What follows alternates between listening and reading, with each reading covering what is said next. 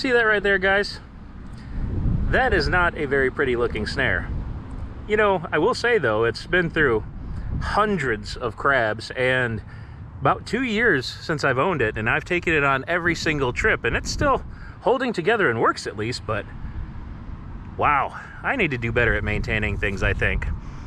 And I tried fixing it a little bit, but for me, I just I wasn't figuring it out. But you know what? Today I have the Beach Bandit, its original creator, right here with me. Yeah, some of these loops aren't opening up quite right. You can tell that it just needs a little bit of a refurb and refresh. I think we're gonna do some new loops on it. Maybe some of these can be still salvaged and kept the original, but I think we can make it a whole lot better in a little bit of time. So let's talk about these crab snares. And Sean's got another one on. Keep fighting, keep fighting. Ooh, that's a good one. That's a good one.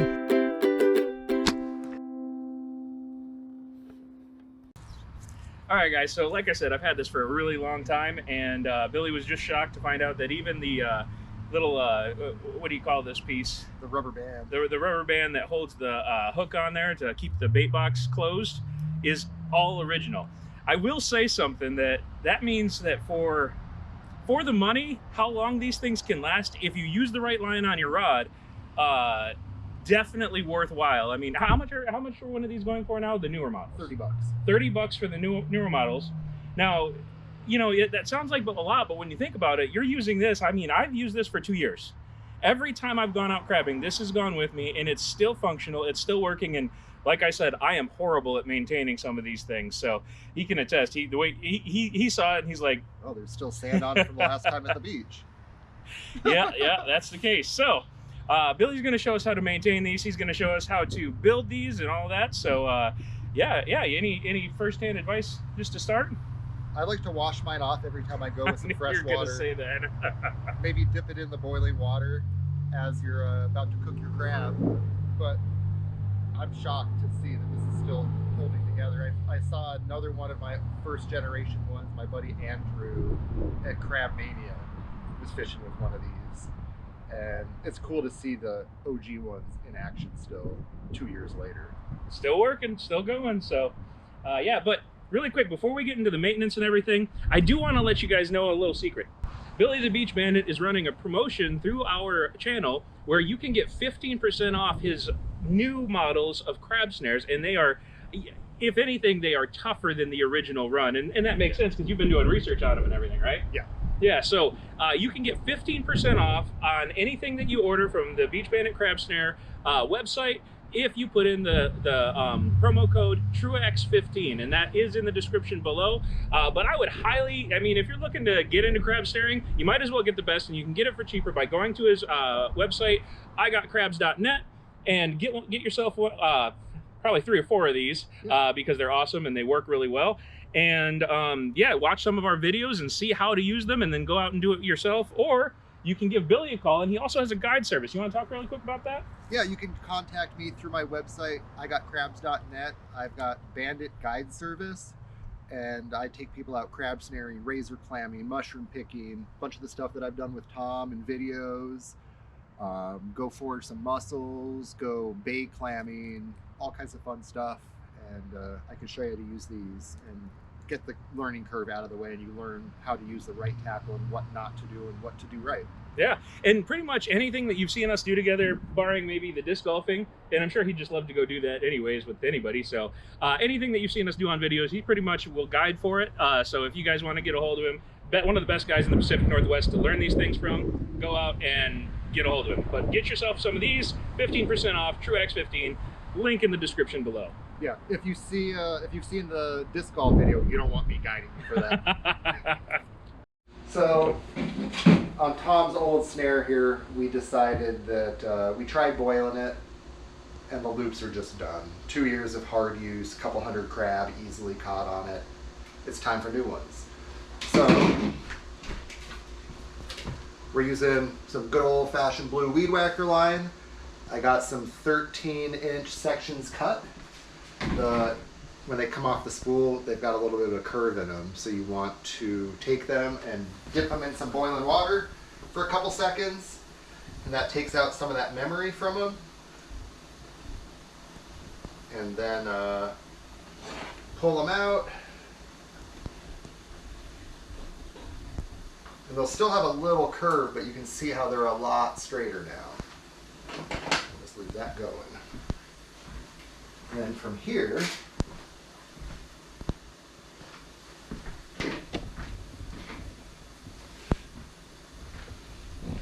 you want to get your little crimp on it. We're using these little silver aluminum crimps.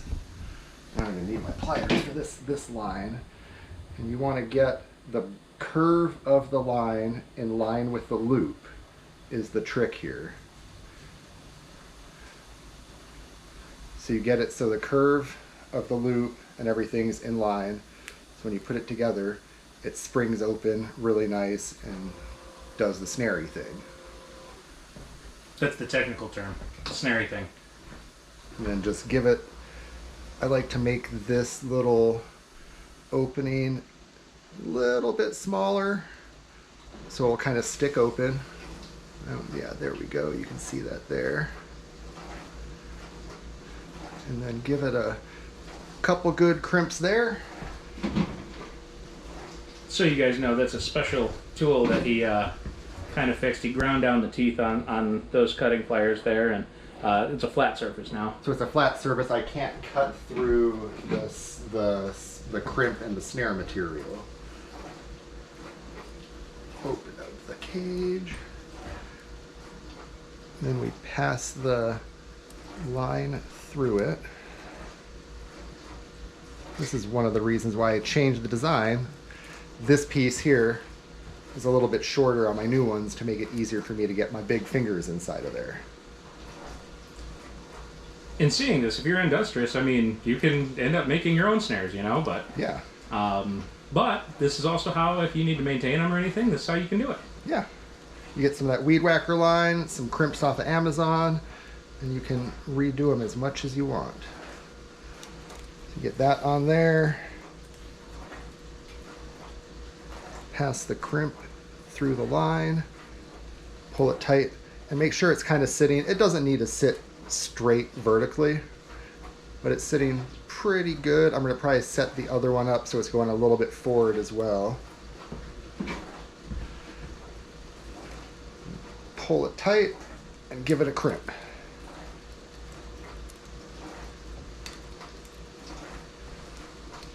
And that's 1 out of 6 done. Get the crimp on there. You got the curve going. Pass that through there. Close it up. Give it a couple crimps.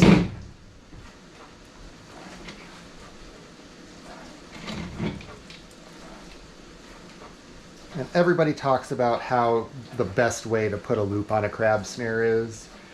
And as long as you've got a good quality loop and the material's good and is crimped on there well, it doesn't matter if it's sitting vertical or horizontal or at a little bit of an angle.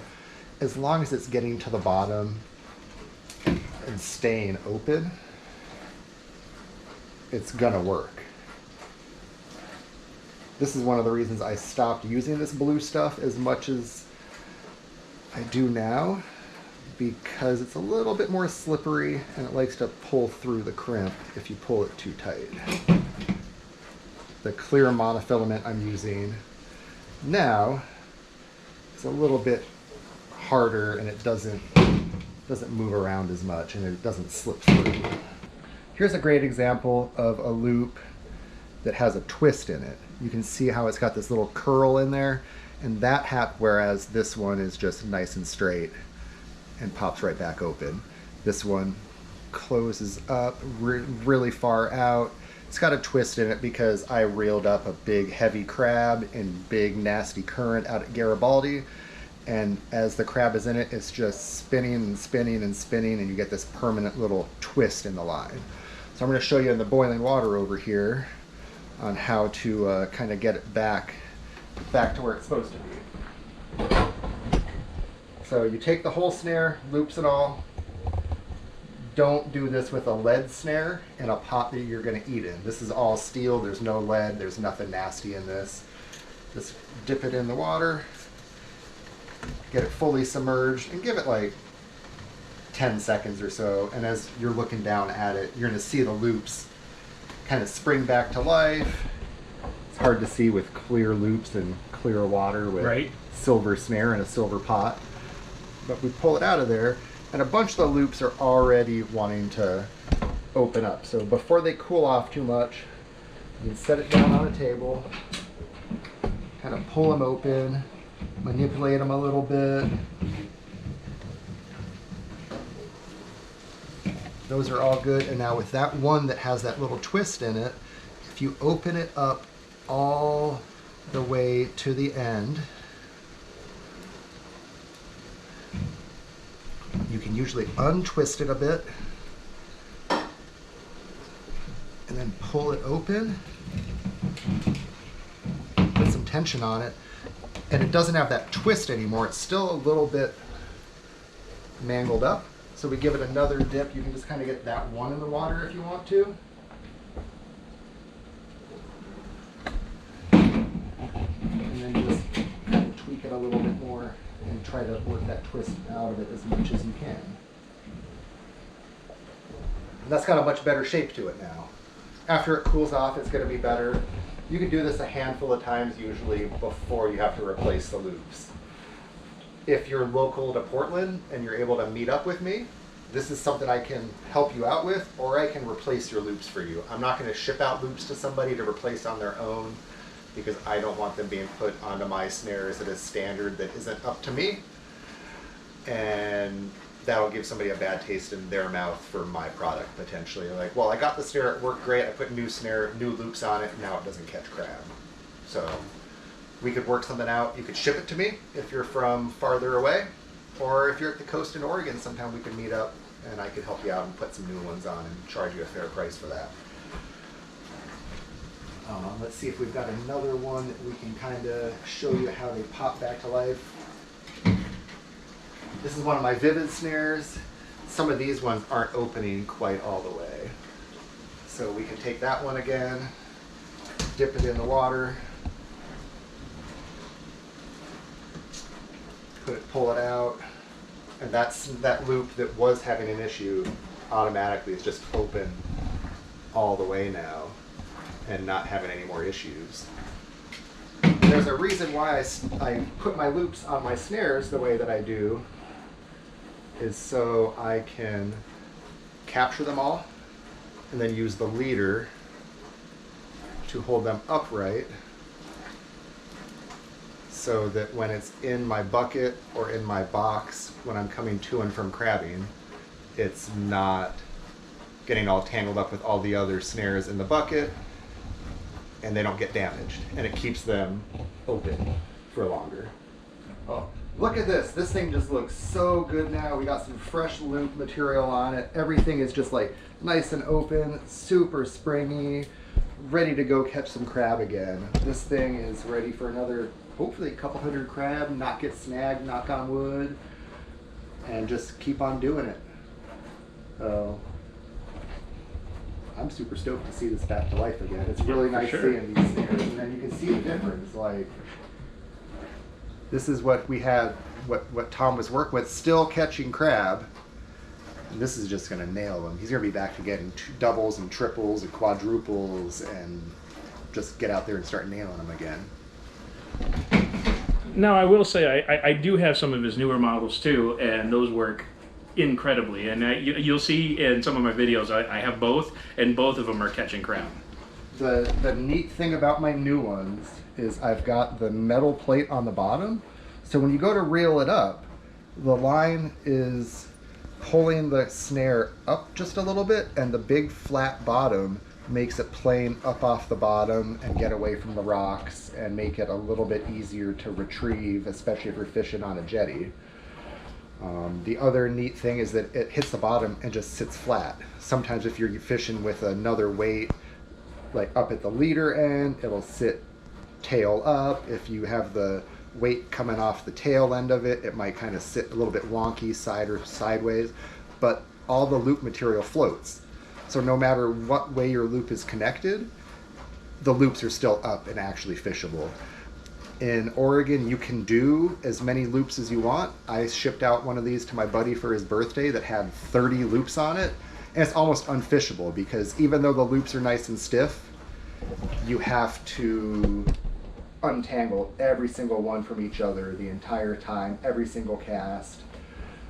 In California, you're limited to only 6 loops. So I've sold a bunch of them to California, but it's nice having that extra market, being able to reach out to them and be able to just ship them a snare instead of having to make something special to be in accordance with the law, which is important. And how many are allowed on that one? In California, you're allowed 6. 6, okay. So all of mine have 6. I've made them with more. I don't see a reason to have more loops. It just makes it more of a hassle every time. And I like to be fishing, not untangling loops. Yeah, so Vivid Snares, Joel is the owner of this company. I took a lot of design cues from him. I talked to him a bunch when I was doing my redesign. Like the way that I attach my loops to the snare. I attach them so they are pivotable, so you can tie them up with a leader. He also does no lead because he's another believer of lead is toxic. It's not good to work with. It's just bad all around, and you don't want to be breathing the fumes. Even breathing the fumes of boiling a snare is potentially bad for you. And then just limit the amount of lead that goes into the ocean. Lead sits on the bottom. It doesn't corrode, it doesn't rust, it just sits there. This steel plate will eventually just rust away into just iron oxide and get dissolved up in the water and not really do anything. The other neat thing about the steel weights is you can bolt as many as you want together. This is, I think, a 12-ounce Vivid snare. This beat up old dog is a 16-ounce Vivid snare. You can just stack the weights. I do 2 versions. I use a little bit thicker bar stock than Joel uses with the Vivid snares. I use 1/2 inch and 3/8 thick metal because I just do a 9-ounce and a 12-ounce. Thinking about doing more options, maybe do a heavier one, but most people, a 12-ounce is too much. So especially people that are just getting started, you think heavier the better, I can throw it further. You can actually cast a smaller snare more consistently further than a heavier one. It just loads up the rod too much and it kind of just goes haywire. Or it could break your rod, break the line, not have a good time. This is a guy down in California. This is called Helicrabs. I like his snares quite a bit because all of his snares sit vertically.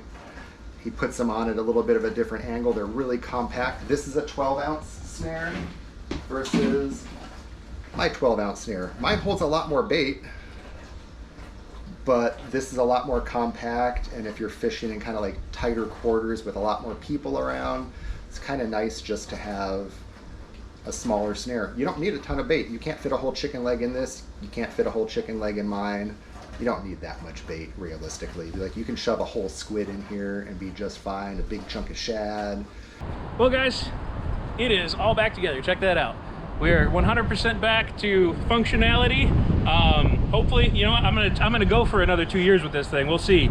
I can't guarantee it completely because you never know. You might get snagged or something. I did once, thought I lost it, but was able to get it out. But yeah, all back together. You guys saw how to maintain these a little bit, how to get the twists out of them and everything, how to put them back together if you're so inclined to do so and all that. And really, I mean, from that information, you could probably figure out how to build one of these if you need to. But if you don't, and I know I don't have the kind of time for that. Honestly, Beach Bandit Crab Snares, in my opinion, are the best that are made. He cares about what he's doing, and these things last forever, apparently. So definitely, guys, get yourself one. 15% off, truax.ent. Link is in the description below. You got anything else you want to add? No, I'm super happy to get this thing back to 100% for you. Other than maintain these better than I do, right? Rinse them off. At least dip them in some fresh water. I'm so bad. Like, I take my rod and my reel, and when I get back, it's in the shed. Oof. The reels are still working. Until Until they don't. Until they don't. I need to do a better job for sure. So anyways, hopefully you guys liked today's video. If you did, please leave the like, the subscribe, share it, you know, all those kinds of things. Yeah, look at Tom's other videos, share them. Let's get them up to 1 million views on something. Yeah, that'd be amazing. So with that, guys, hopefully you liked today's video. We'll see you guys around next time. And until next time, God bless. If you liked today's video, please like and subscribe so that you don't miss out on all the new content that we post regularly. Also, if you would like to see more from Truax Outdoors, check out our channel where we have playlists with hundreds of other videos like this one. And as always, until next time, God bless.